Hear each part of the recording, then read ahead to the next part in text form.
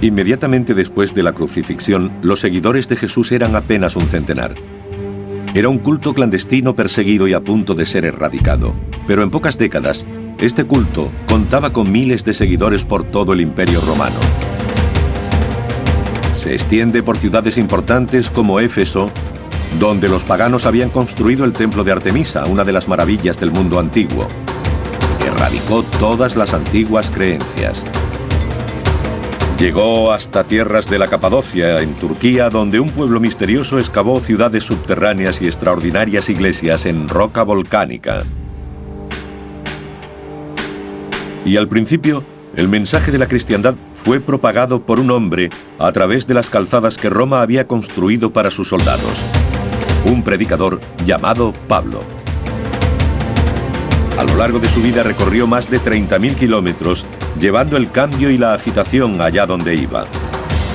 Ahora, utilizando las últimas investigaciones y técnicas de imagen por ordenador, un equipo de expertos intentará revelar el mundo que él conoció, los lugares que visitó y transformó. Este es el mundo perdido de San Pablo y los primeros cristianos.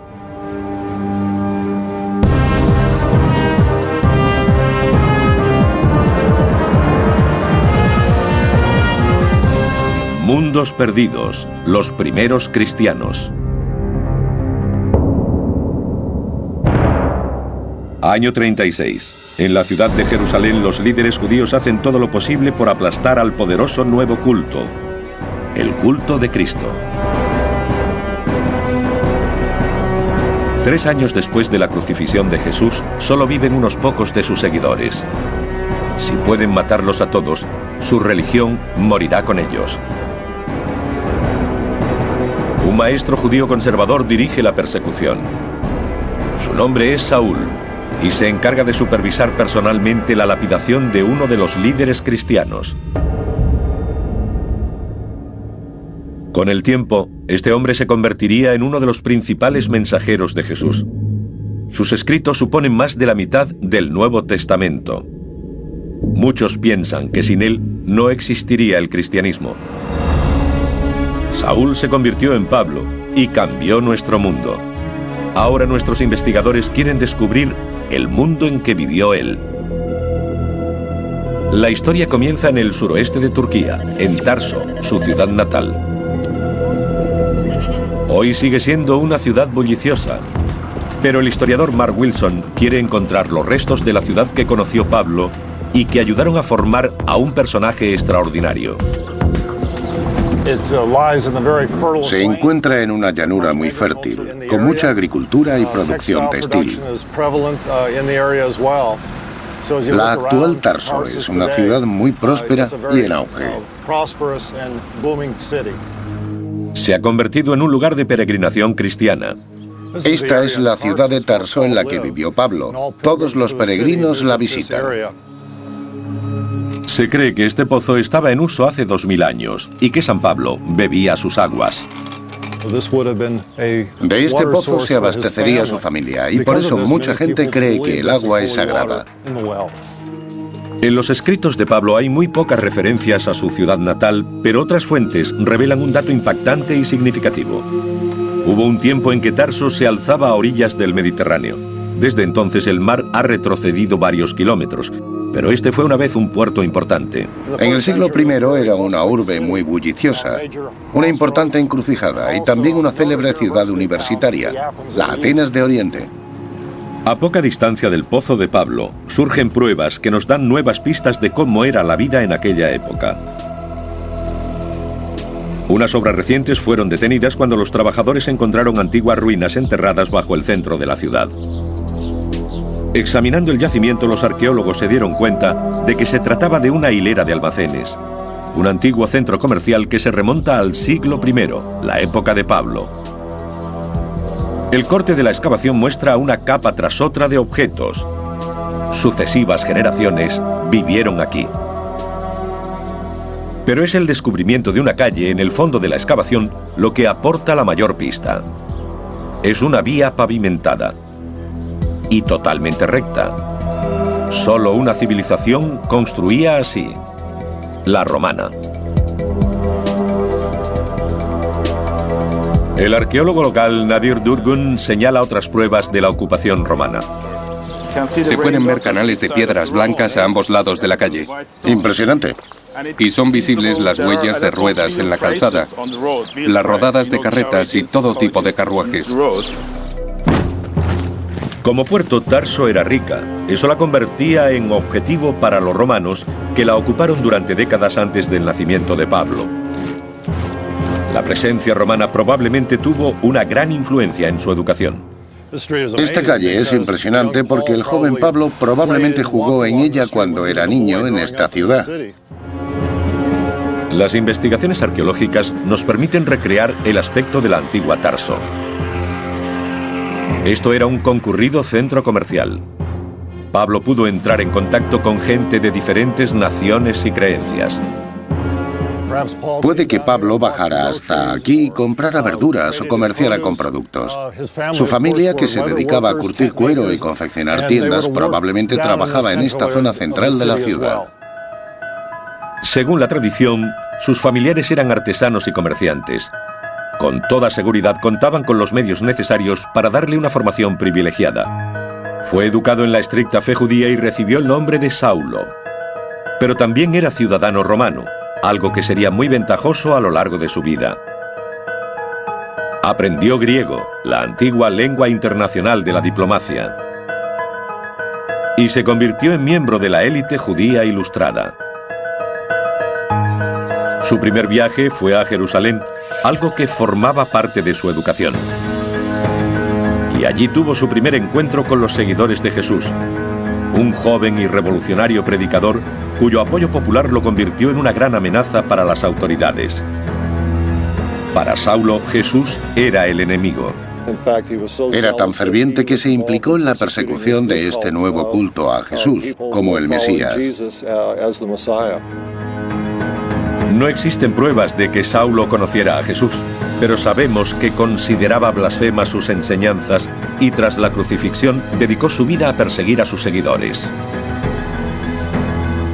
Básicamente era un grupo incipiente que se formaba en las diferentes ciudades de Palestina, y Pablo creía que si conseguía matar a los líderes de esas comunidades erradicaría la nueva religión.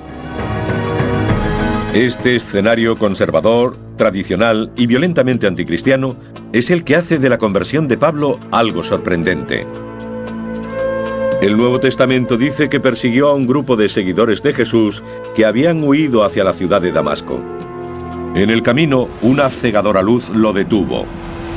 Se dice que se le apareció Jesús y Saulo se arrepintió, convirtiéndose desde ese momento en un mensajero del Evangelio. Su conversión radical en el camino de Damasco fue el comienzo de su propio viaje espiritual. Aquí el perseguidor se convierte en un ferviente seguidor de Jesús.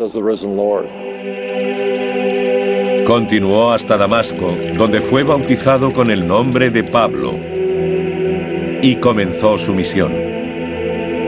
Inició un viaje que duraría el resto de su vida y recorrió unos 30.000 kilómetros.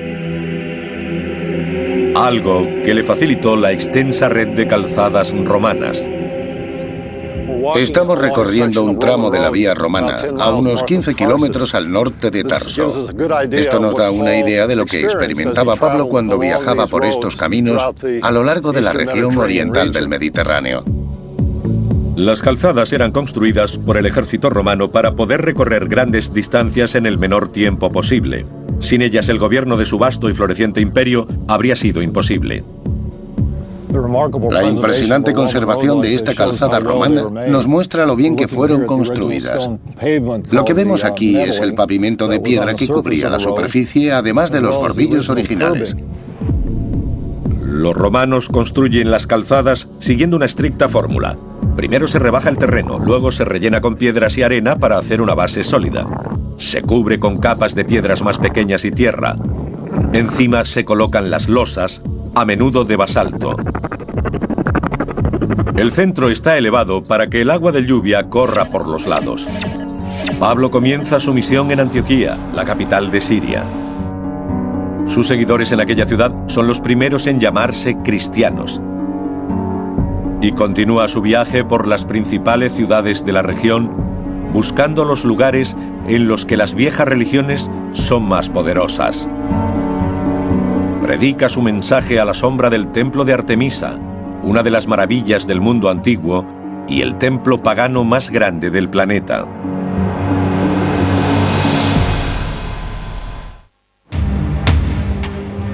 En el año 52, Pablo llega a Éfeso, la cuarta ciudad del mundo antiguo. Él es solo uno de los miles de peregrinos que la visitan. La mayoría acude a honrar a Artemisa. Artemisa era la diosa de la caza y protectora de las vírgenes. Y sabemos que durante sus fiestas anuales las jóvenes solteras podían encontrar esposo.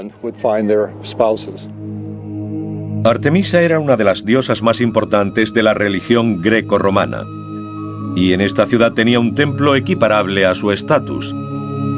El templo de Artemisa era muy conocido y su imagen se grababa en las monedas que circulaban por la región.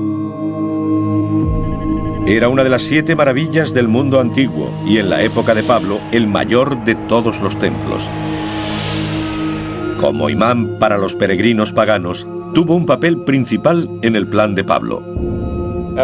Éfeso se convirtió en una base maravillosa para él, porque utilizó el templo de Artemisa en beneficio propio.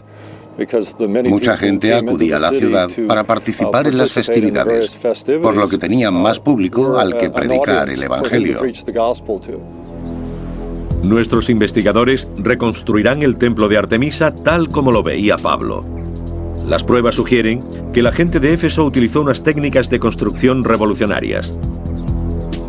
Pero todo lo que queda hoy son unos cuantos bloques de mármol recuperados de 6 metros de cieno. Levantar este templo supuso una tarea monumental. No solo había que construirlo, sino averiguar cómo. Nunca habían hecho algo parecido. En su deseo de honrar a la diosa, los constructores del templo se impusieron una tarea retadora. Tomaron la decisión de hacerlo por entero de mármol. Y la cantera más cercana se encontraba a unos 13 kilómetros. Los bloques tenían que ser transportados hasta la obra. El arqueólogo Julian Bennett intenta descubrir cómo se hizo. Cuadrillas de hombres trabajaban con martillos y cinceles para crear una estrecha depresión de unos 15 centímetros de ancho. Aún puede verse aquí. Y una vez que abrían el canal hasta el nivel del bloque que querían, golpeaban desde los lados con cuñas metálicas para extraerlo. Se calcula que necesitaron unas 51.000 toneladas de mármol.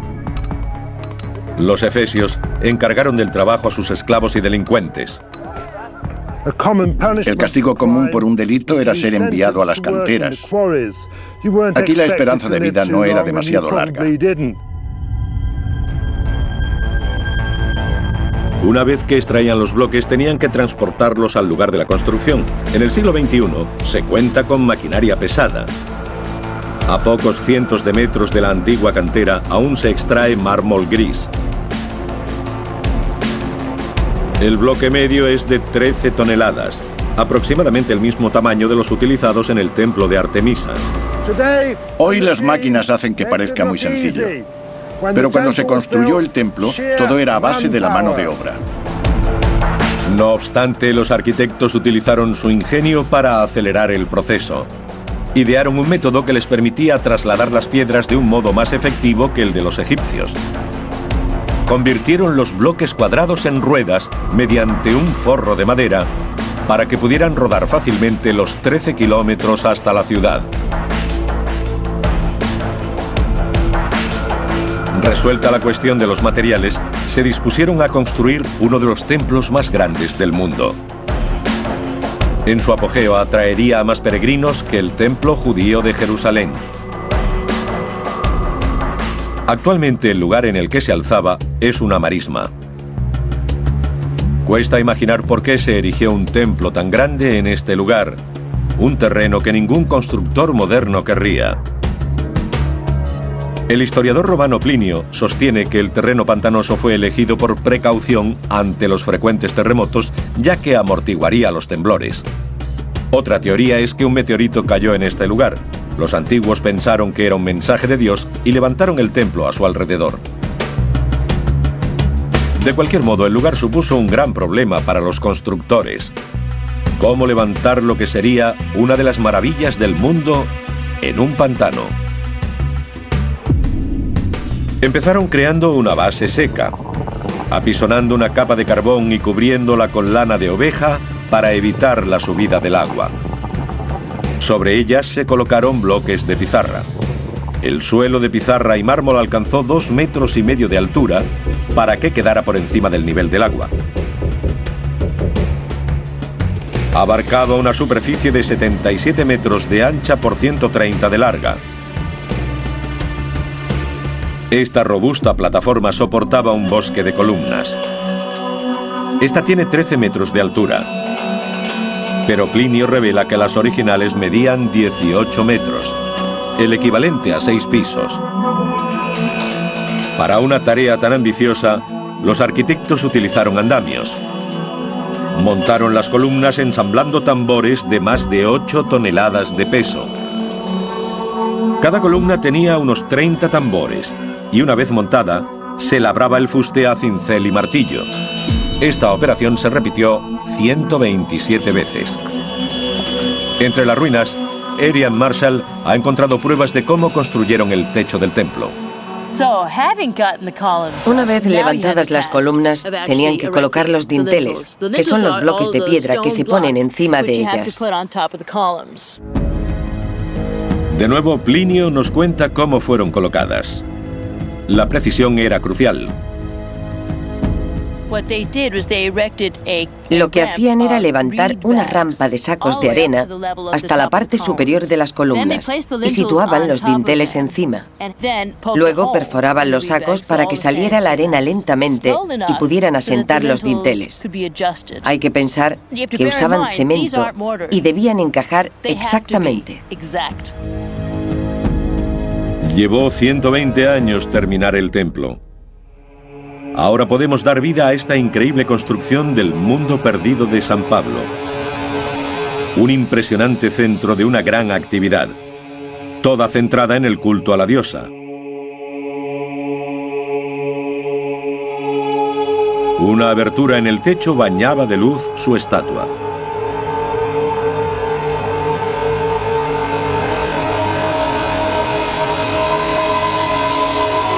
Pero el culto a Artemisa no era la única religión de la ciudad. Los romanos creían en muchos dioses y toleraban las creencias tradicionales de los pueblos que conquistaban. Así que al principio Pablo y su nueva religión fueron bien recibidos. A pocos kilómetros del templo, en el centro de la ciudad, Pablo descubrió algo que le permitiría transmitir su mensaje a una audiencia de un tamaño sin precedentes. Penetramos en uno de los edificios más espectaculares de Éfeso. 25.000 personas acudían a este lugar para juegos y manifestaciones. San Pablo estuvo aquí.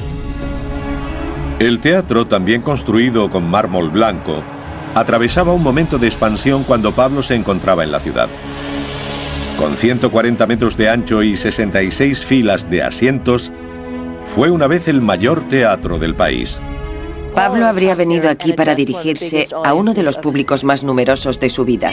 Este era el teatro perfecto. Tenía capacidad para 25.000 personas y su acústica permitía un impacto espectacular. La soberbia acústica se debe al diseño de las gradas. Estos asientos son anchos y a medida que se sube se van estrechando. Esta forma cóncava ayuda a retener el sonido dentro. Pero el teatro no estaba diseñado solo para discursos y obras. La separación que protege la primera fila indica que Pablo compartió su escenario con un espectáculo mucho más peligroso. El muro es alto para proteger a los espectadores de la sangre de las muertes que tenían lugar abajo. El descubrimiento reciente de un cementerio especial en Éfeso confirma que en este teatro luchaban gladiadores. Estos espectáculos inmensamente populares atraían a un público muy numeroso. Y en cuanto a Pablo, los juegos servían para que más gente oyera su mensaje.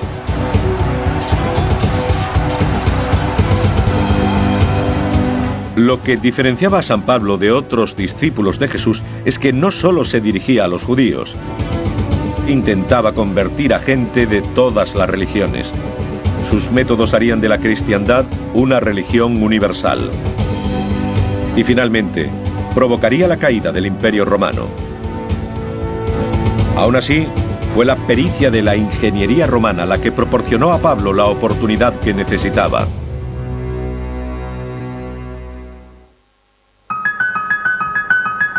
San Pablo vivió y predicó en la ciudad de Éfeso, parte de la actual Turquía, durante 2 años y medio. La mayor ciudad de la Asia romana, con una población cosmopolita y sin prejuicios, era el lugar perfecto para buscar nuevos fieles. El arqueólogo Julian Bennett ha descubierto que la forma que tenían los romanos de construir sus ciudades dio a Pablo una oportunidad única de atraer a un gran número de personas al cristianismo.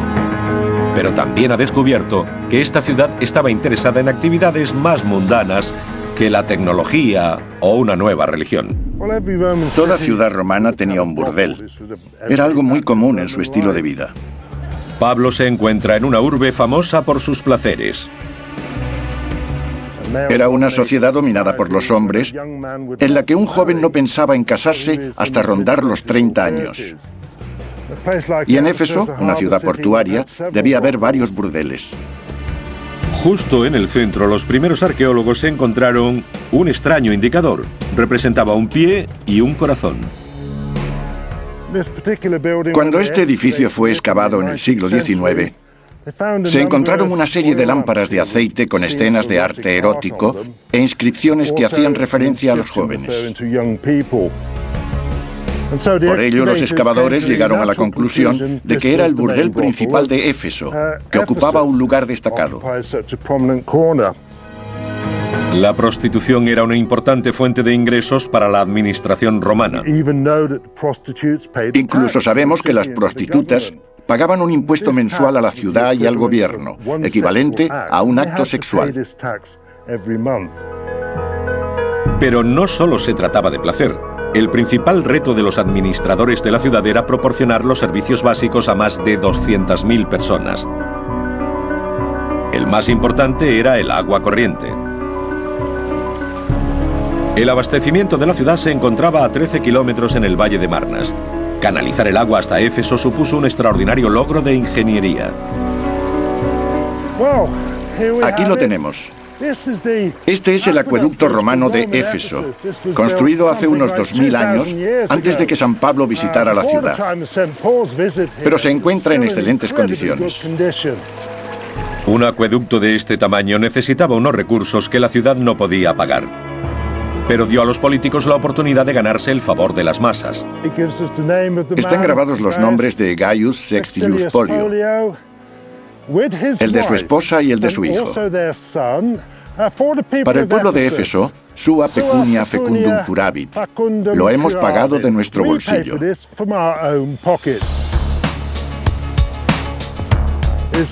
Es una buena forma de hacer que la gente de Éfeso recuerde quién eres.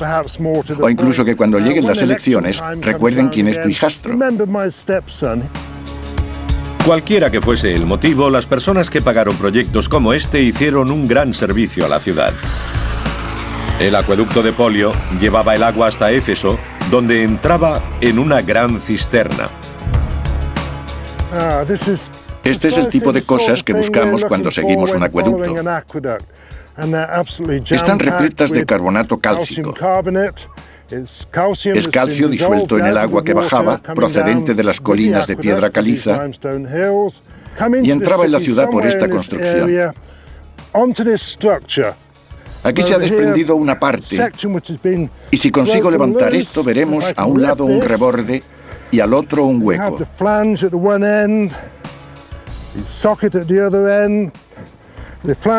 El reborde solía estar en el sentido de la corriente. Un ejemplo de la tecnología romana. Una red de tuberías como esta bajaba por la colina. Había cerca de 400 litros de agua para cada habitante, cantidad similar a la de la mayoría de las ciudades modernas. Pablo y muchos otros ciudadanos recogían el agua en fuentes públicas, pero algunos edificios tenían abastecimiento directo. Uno de ellos era los baños. Los baños romanos eran el centro neurálgico de la vida social de la ciudad. Aquí los efesios discutían sobre política, filosofía y las ideas religiosas de Pablo. Así se extendió el cristianismo y fue en lugares como este donde el mensaje de Pablo empezó a llegar al gran público. Las casas de baño eran lugares equipados por lo que entonces se consideraba alta tecnología, incluyendo un sistema de calefacción bajo el suelo llamado hipocausto. Tenemos mucha suerte porque en este lugar existe un tramo muy bien conservado del típico sistema de hipocausto. Aquí podemos ver los pilares que soportan el suelo principal. Una gruesa capa rosada de yeso romano, conocido como opus ignatum, que mantenía el calor. Sobre ella aún se conservan las losas de mármol del suelo. El aire caliente circulaba por una cámara bajo el suelo, extendiéndose por las paredes para caldear las habitaciones. El agua caliente llegaba a los baños, y la sucia servía para arrastrar los residuos de otros edificios. Justo al lado se encuentra una de las instalaciones más importantes de toda gran ciudad romana. Efectivamente, una estupenda letrina pública. Asientos de mármol, agradables y frescos para el verano. Puede que no tanto en invierno. Uno se sentaba aquí junto a otra persona y hablaba del tiempo, los juegos de gladiadores y la vida diaria. Enfrente hay una especie de abrevadero, ya que los romanos no utilizaban papel higiénico. Cada persona tenía una esponja personal clavada en un palo que mojaba en el agua y se limpiaba así. Nuestras pruebas proceden de una fuente inusual. Nos cuentan que un gladiador, en vez de enfrentarse a su oponente, decidió suicidarse. Así que se dirigió a la letrina, agarró una esponja y se la metió en la garganta hasta asfixiarse. Por eso conocemos el uso de las esponjas.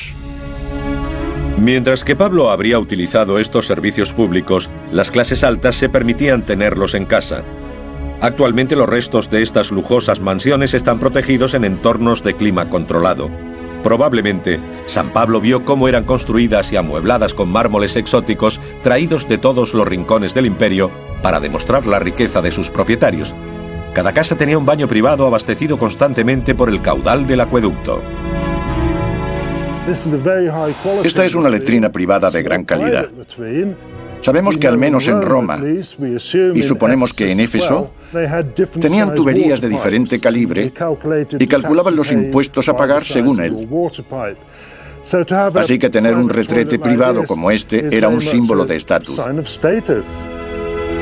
Las casas más ricas de la ciudad incluso podían permitirse una forma primitiva de aire acondicionado, paredes de agua.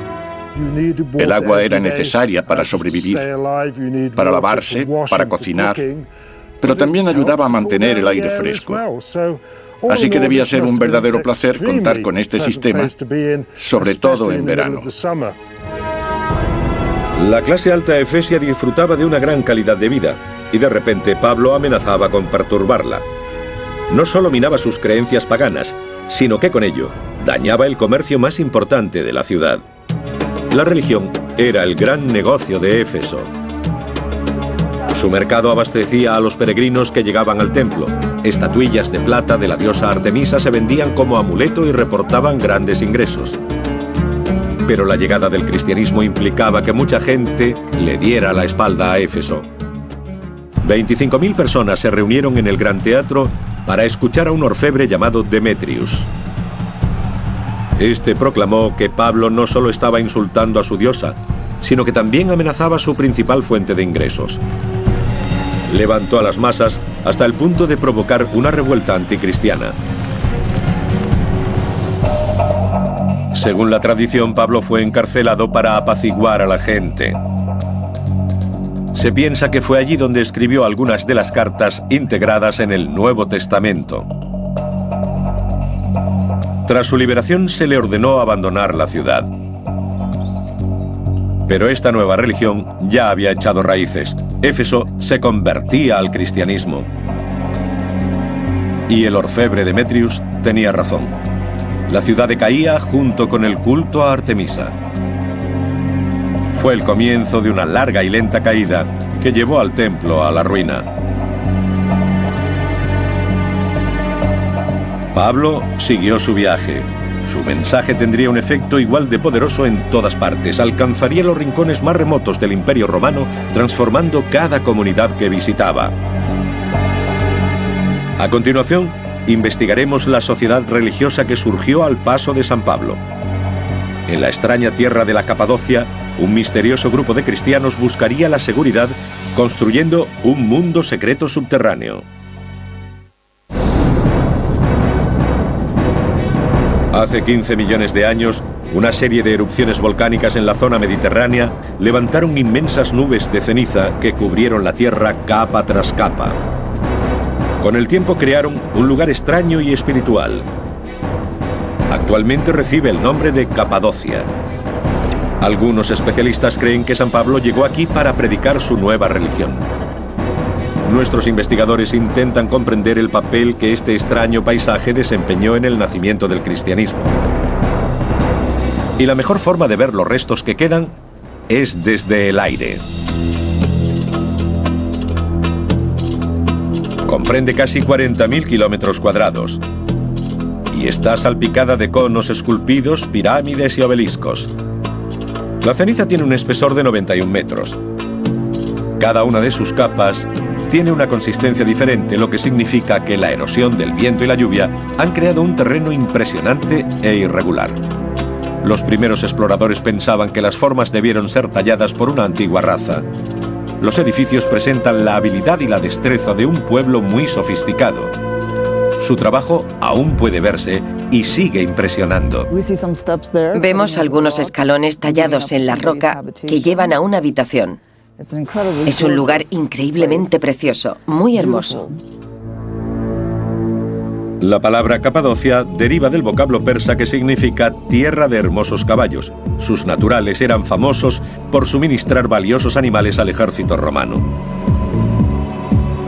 De vuelta a tierra, Verónica Calas elige la mejor forma de transporte local y se dirige al valle de Hilara, un cañón abierto en la ceniza. Encuentra una extraordinaria concentración de antiguas iglesias excavadas en la superficie rocosa. Solo en este valle de 16 kilómetros hay más de 100. Está claro que el mensaje de Pablo tuvo un gran impacto. Las iglesias están decoradas con frescos alusivos al Nuevo Testamento. Verónica quiere remontarse aún más en la historia de Pablo.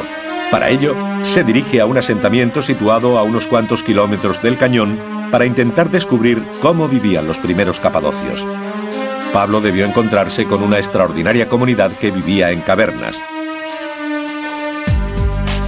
Este asentamiento está abandonado desde entonces, pero sus antiguos habitantes dejaron atrás atractivos atisbos de su vida. Es una gran habitación cuadrada con una bóveda cónica que da a un tiro de ventilación. Esto es una chimenea en la que encendían fuego. Es muy probable que cocinaran aquí.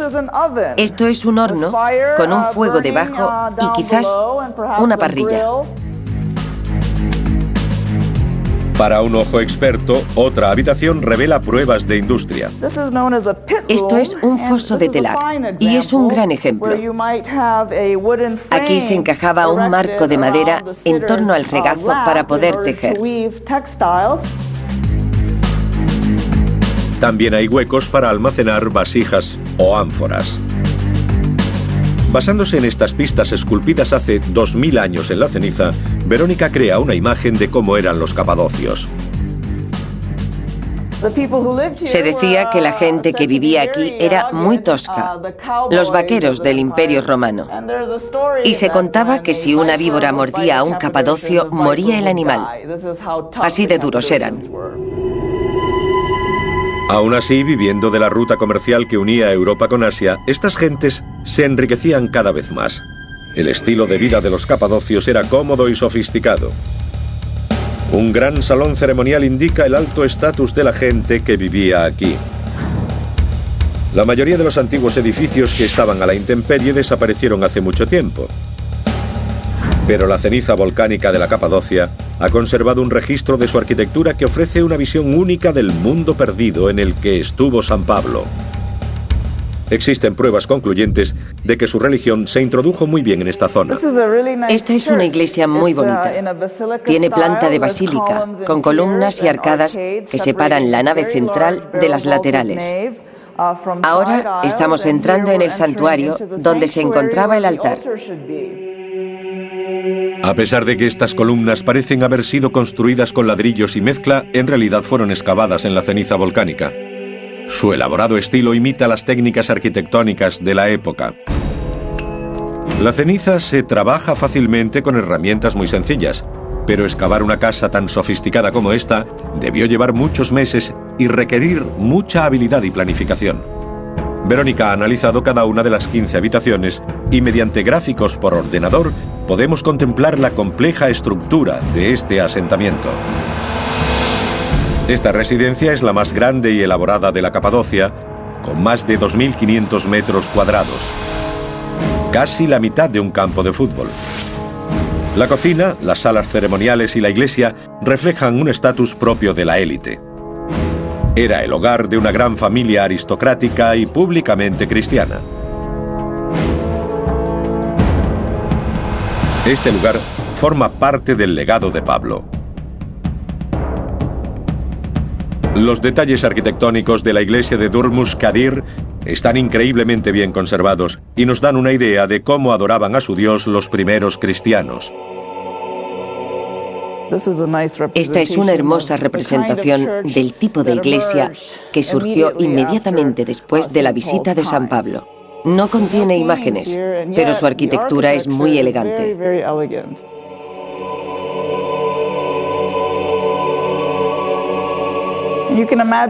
Es fácil imaginar lo increíble que tuvo que ser este lugar entre los siglos IV y VI.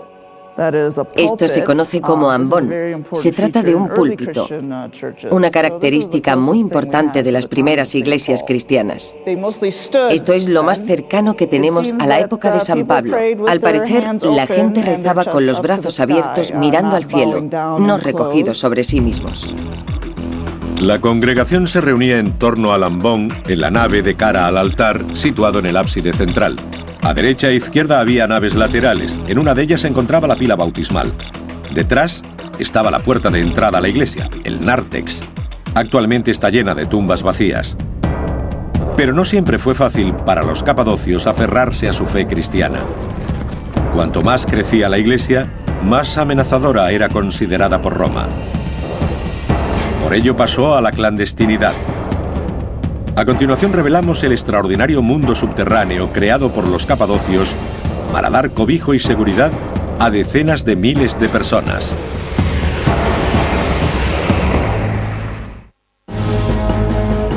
Durante 30 años Pablo recorrió el mundo romano propagando el mensaje del cristianismo. Su viaje entró en su fase final en Jerusalén. Hacia el año 60 fue detenido por quebrantar la ley judía. Se enfrentaba a la pena de muerte, pero ejerció su derecho como ciudadano romano de ir a juicio en la propia Roma. Fue un paso arriesgado. El emperador Nerón veía a los cristianos como una amenaza. A mediados de los años 60, la situación de los cristianos en Roma era bastante precaria. Los romanos reconocían que no era una secta del judaísmo, sino una religión independiente. Cuando la ciudad ardió destruyendo cientos de edificios, Nerón necesitó a alguien a quien culpar. Tras el incendio de Roma del año 64, Nerón buscó un chivo expiatorio y acusó a los cristianos, lo que llevó a su persecución. Pablo era un conocido líder cristiano. Según la tradición, Nerón lo señaló a él y ordenó su decapitación. Pero no pudo erradicar el mensaje de Pablo. La fe cristiana había arraigado en las tierras en las que había predicado, y poco a poco, con el paso de los siglos, el cristianismo llegó a gobernar el Imperio Romano. En el año 313, el emperador Constantino se convirtió al cristianismo. Los dioses paganos se eliminaron, sus templos fueron destruidos y sustituidos por las primeras iglesias cristianas. Aún así, esa era dorada duró poco.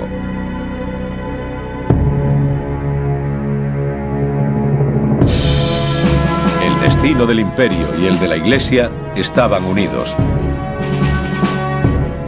El cristianismo prosperó mientras Roma permaneció fuerte.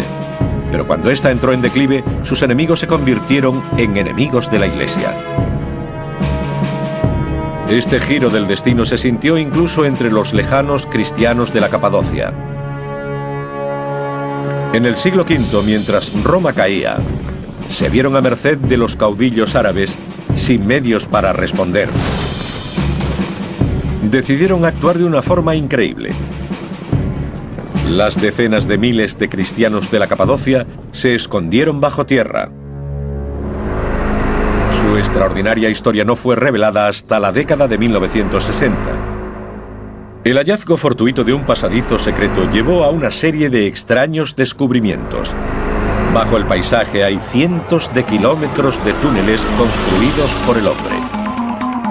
Sus entradas están sorprendentemente bien escondidas, pero abrir esas puertas astutamente ocultas nos da una nueva perspectiva de la historia de los primeros cristianos.